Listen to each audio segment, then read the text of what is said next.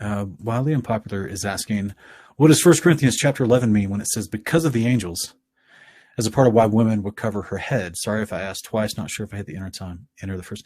Let's read it together. We'll go there real quick.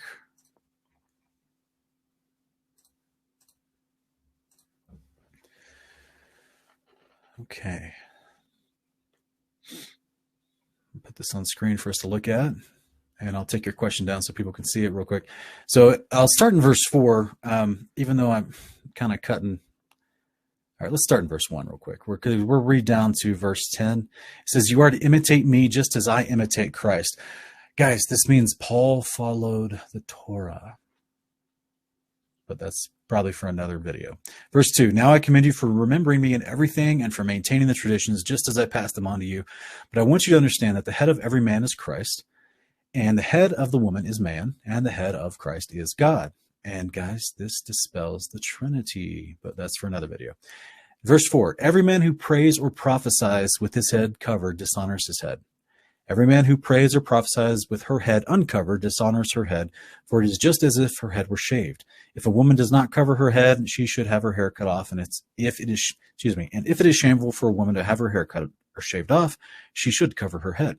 A man ought not to cover his head, since he is the image and glory of God, but the woman is the glory of man. For man did not come from the woman, but a woman came from man. Neither was man created for woman, but woman was created for man. For this reason, a woman ought to have a sign of authority, on her head because of the angels. So I think I've heard a lot of people try to say that this is in reference to, okay, so the previous context is breaking down an authority structure, right? That's why you've got the idea of the Father to Yeshua to mankind to woman, as far as breaking down your authority structure in verses 2 and 3. So it then goes on to try to expound for the woman's sake that, it's referencing if she doesn't cover her hair while praying, as if she has a shaved head, and therefore it's shameful. Not really calling it a sin, but that it's viewed as shameful.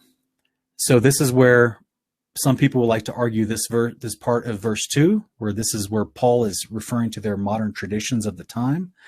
If a woman had leprosy in Leviticus chapter 14 and 15 and had to shave all of her hair of her body like is instructed, and then she wants to come bring her after on the 8th day, she wants to bring forward her sacrifice for atonement, is that a sin? Because now she has a shaved head? No, of course not, because the Father told her to shave it, right?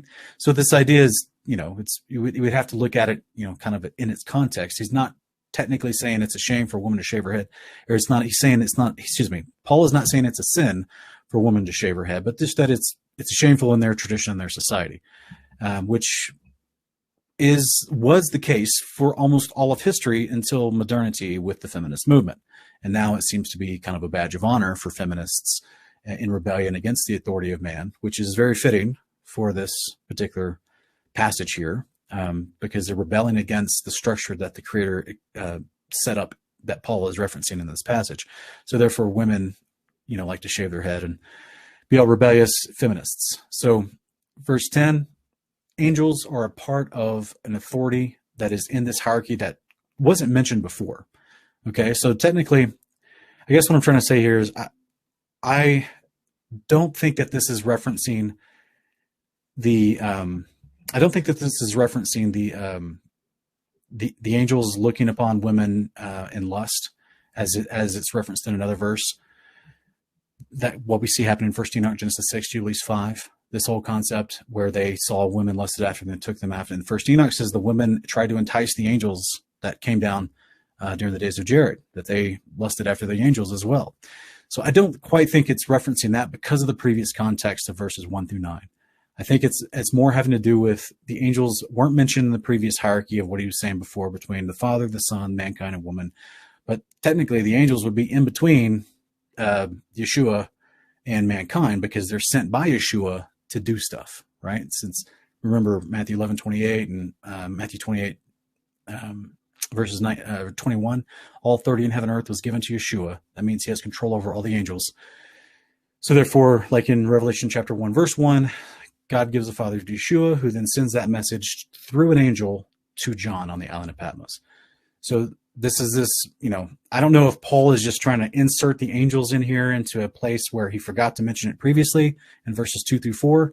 But I know a lot of people have thought maybe this has to do with Genesis 6 and Jubilees 5 and First Enoch. I don't know if that's it at all, because he's mentioning authority structure. So something to consider. Also,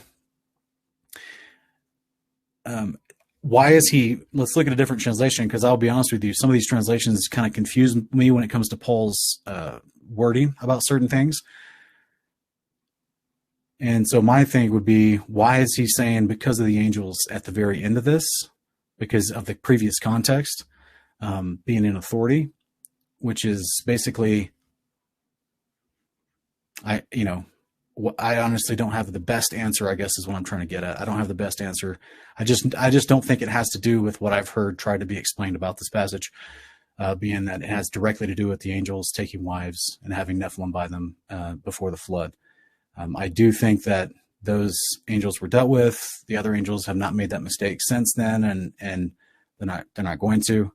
I think this has more to do with an authority hierarchical structure, and he's doing this. He's just trying to include the angels in this hierarchy because he kind of left them out earlier in his explanation. So I'm sorry, I don't think that's the best answer for you, but that's the best that I've understood that passage to mean.